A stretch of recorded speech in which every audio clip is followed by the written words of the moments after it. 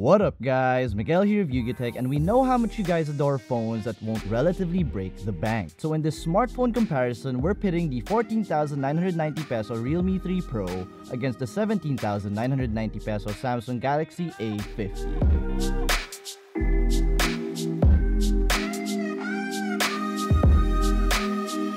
As always, first up is design.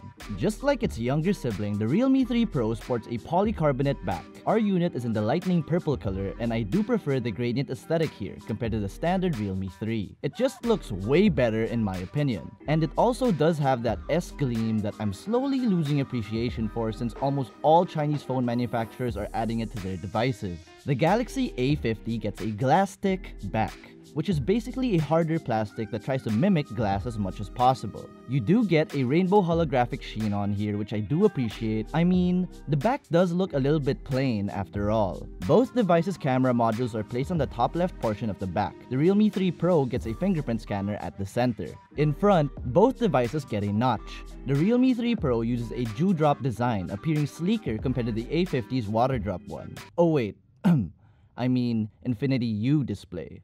The call speakers on both devices can be found right above their respective notches, making it appear seamless with a top bezel.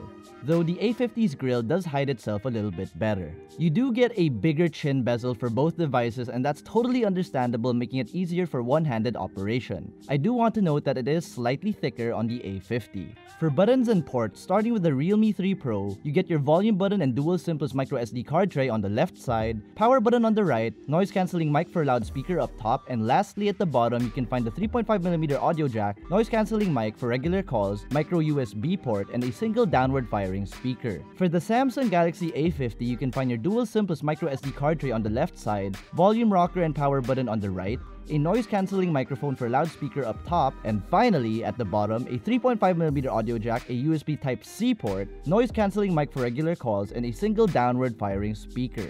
So yeah, design is subjective, you know the shtick here, but in my opinion, it's a tie. Maybe I want to give it to the A50 for the Type-C port, but meh. There is a coral color the A50 is available in, and I think if our unit was in that color, I would have given it to the A50. Moving to display. The Realme 3 Pro gets a 6.3-inch Full HD Plus IPS panel, while the Galaxy A50 gets a 6.4-inch Full HD Plus Super AMOLED one. Both displays are in the more modern 19.5:9 aspect ratio. You do get more pixels on the Realme 3 Pro, and when I say more, I mean 6 pixels per inch. You also get better display protection on the Realme device with Corning Gorilla Glass 5. The Samsung only gets Corning Gorilla Glass 3. Although on the A50 you get an always-on display, which is always lovely to have when wanting to check the time or your notifications, without having to power on all the pixels on your display to save some more on power consumption. Okay, so what's the verdict here? I think you guys already know those Super AMOLED Samsung panels are just... Joking aside, both devices' displays do look relatively good in comparison. It's just something about these industry-leading Samsung panels that look so good. When it comes to media consumption, you guys should know by now that display is only half the story, especially if you don't want to be using earphones all the time. So yeah, we already know that the A50 takes the cake here for display. But when it comes to that single downward firing speaker, the Realme 3 Pro does sound better in clarity and overall soundstage. But I do want to mention that the A50 is louder by a notch. No pun intended. Next up, performance. For hardware, the Realme 3 Pro is equipped with a Qualcomm Snapdragon 710 10nm chipset, clocked at 2.2 GHz. The Galaxy A50 on the other hand gets a Samsung Exynos 9610, clocked at 2.3 GHz. Both these devices get 2 RAM and storage options, and that's either a 4GB of RAM plus 64GB of internal storage, or 6GB of RAM plus 128GB of internal storage. We also mentioned earlier that both devices get a microSD card slot. That's expandable storage of up to 256GB on the Realme 3 Pro and 512GB on the Samsung Galaxy A50. For software, you get Android 9 Pie out of the box for both, with each manufacturer's user interface skinned on top. That's ColorOS 6 for the Realme and One UI for Samsung. Now honestly, I do feel that the A50 is a bit snappier when it comes to navigating through the interface. This is thanks to One UI of course. Both phones perform similar when it comes to day-to-day tasks and even gaming. Check out our benchmark scores.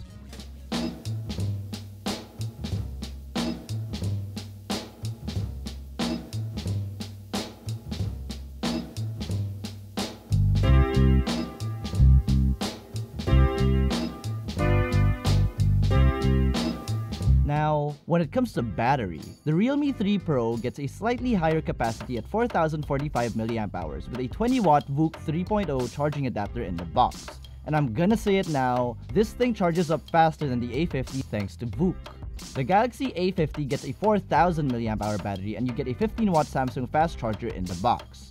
In our standard video loop test, which entails the phone being at 50% brightness, 50% volume, with headphones plugged in and on airplane mode, the Realme 3 Pro yielded a respectable 12 hours and 44 minutes. The A50 on the other hand is recorded at 16 hours. Taking a quick look at biometrics, you get optical facial recognition on both devices and they're both quite reliable. Move on to the fingerprint scanners and, well, the Realme 3 Pros got the Galaxy A50 beat there. The Samsung Galaxy A50 gets an in-display optical fingerprint scanner and it's not really the best.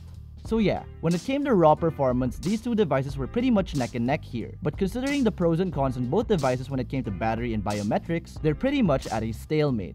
It's a tie here for performance.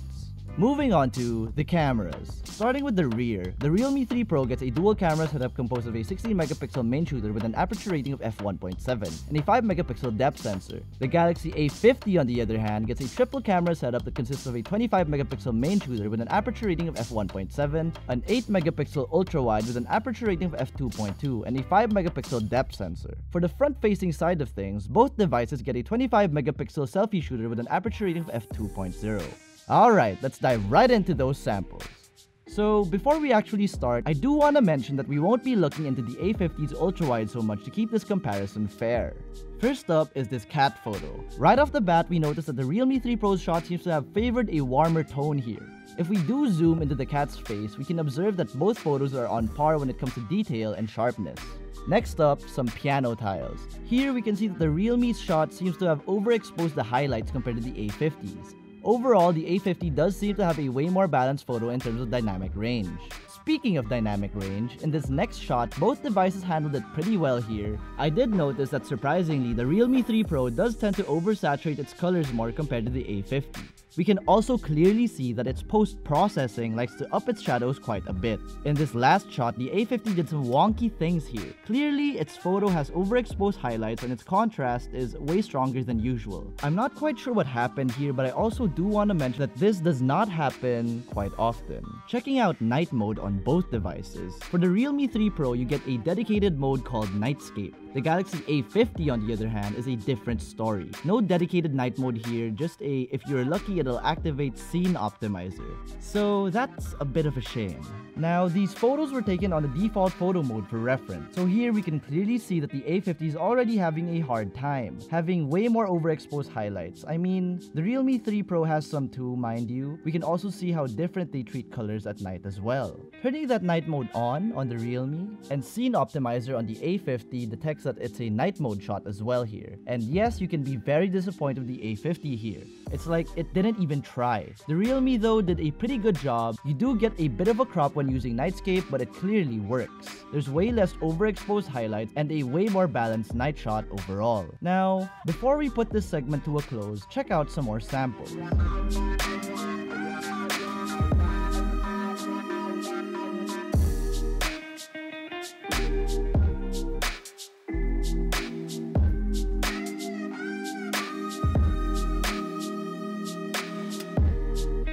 Alright, for cameras, I was quite surprised here. In daylight or good lighting conditions, both devices seem to be very much on par. Then, the moment the sun went down, all hell broke loose for the A50. But there is a silver lining. The A50 gets an ultra-wide, which can be a quite versatile tool when in use. So you guys might hate on me here, but it's a tie for me.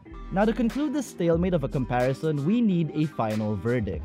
It was pretty much a tie here for all segments across the board. But there is one underlying thing the Realme 3 Pro did to the Samsung Galaxy A50. It literally gave it a run for its money.